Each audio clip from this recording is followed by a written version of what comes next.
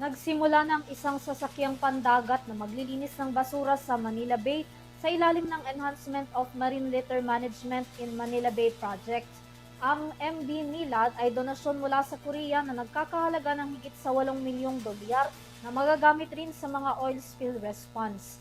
Narito ang balita ni Graciela Corazon.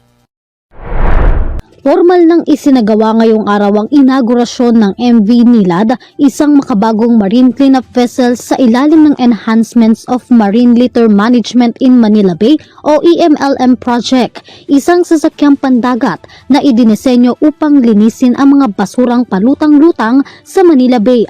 May haba itong 25 meters at bigat na aabot sa 101 tons. Kabilang sa mga pangunahing kagamitan nito ang oil boom at oil skimmer para sa oil spill response, crane, marine litter collection conveyor system para sa mas mabilis na pagkokolekta ng basura at firefighting system.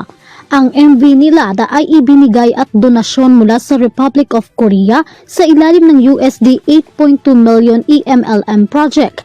Inaasahan na 5 taon magseserbisyo ang programa sa pagtutulungan ng Pilipinas at South Korea na layong mapabuti ang solid waste management at mabawasan ang marine pollution sa Manila Bay.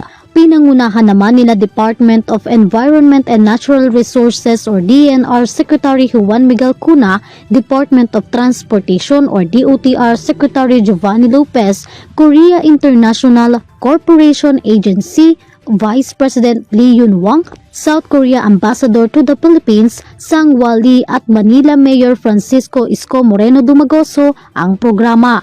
Samantala, inaasahan ng pamahalaan na makatutulong ang MV Nilad sa mas mabilis at mas epektibong paglilinis ng Manila Bay, gayon din ang pagpapalawak ng awareness sa kalagahan ng Manila Bay bilang bahagi ng mas malawak na programa ng pamahalaan upang mapanatili ang kalinisan ng mga katubigan at maprotektahan ang yamang dagat.